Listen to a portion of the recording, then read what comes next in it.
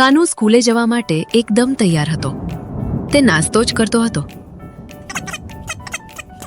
કાનુ, જલ્દીથી ચાલ, નાસ્તો કરી લે. પછી હું તને મારી રિક્ષામાં સ્કૂલે પહેલા મૂકી જાઉં. બહાર હવામાન પણ વરસાદના લીધે ખરાબ છે. ઠીક છે જેલી માસી, ચાલો, હું તૈયાર જ છું. ઊભો રે. આલે, દૂધ પહેલા આરામથી પી લે, પછી જ શાળાએ જજે. અને આલે તારો લંચ બોક્સ, લાવ બેગમાં નાખી દઉં.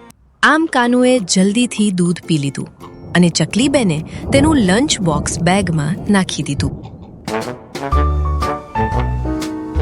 જેલી માસી પોતાની રિક્ષામાં કાનૂનને સ્કૂલે છોડવા નીકળે જ છે કે રસ્તામાં કાનૂનને તેની ક્લાસમાં ભણતી ગોરી સસલી મળે છે. અરે ગોરી સસલી, આવી જા તું પણ. આ મારી જેલી માસી છે, આપણને બંનેને શાળા સુધી મૂકી દેશે. અને આમ જેલી માસી કાનૂને અને ગોરી સસલીને શાળાના ગેટ પર ઉતારી દે છે. જો બાળકો, વધારે વરસાદ પડે તો અહીં જ બેસી રહેજો. હું તમને બંનેને લેવા આવી જઈશ. હા, બાય બાય માસી.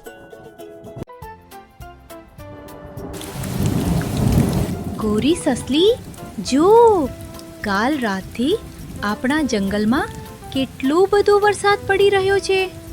હા કાનુ, સારું થયું કે આપણે શાળામાં પણ છત્રી લઈને આવ્યા છીએ. અને આમ કાનુ અને ગોરી સસલી ભાગતા ભાગતા તેમની ક્લાસરૂમમાં પહોંચી જાય છે.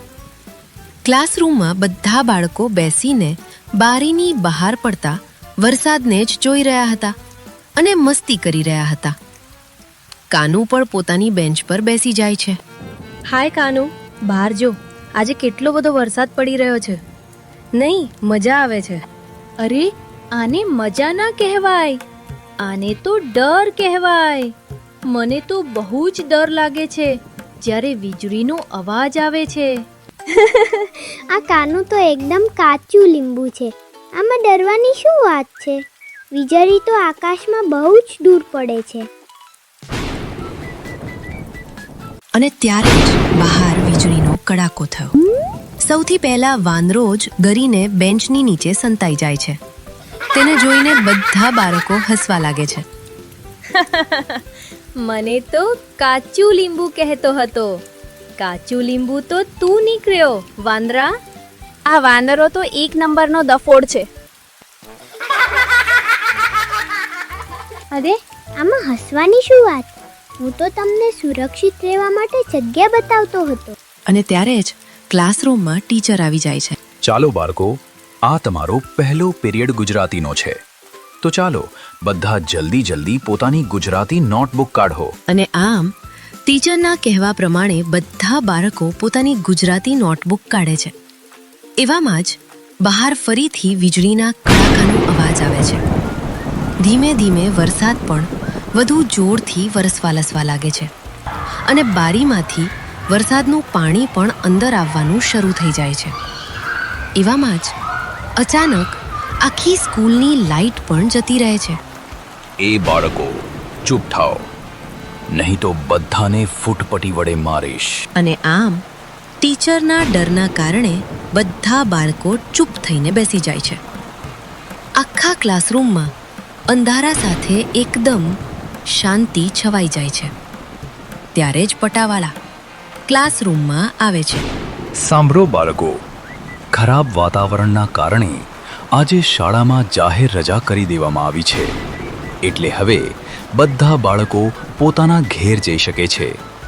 જે બાળકોને એકલા જવામાં ડર લાગે છે, તેમના માતા પિતાને અહીંથી ફોન કરીને બોલાવવામાં આવશે. આ સમાચાર સાંભળીને ક્લાસમાં બેઠેલા બધા બાળકો ખૂબ જ ખુશ થઈને નાચવા લાગે છે. વાહ વાહ, આજે તો આટલી જલ્દી છૂટી, મજા પડી ગઈ.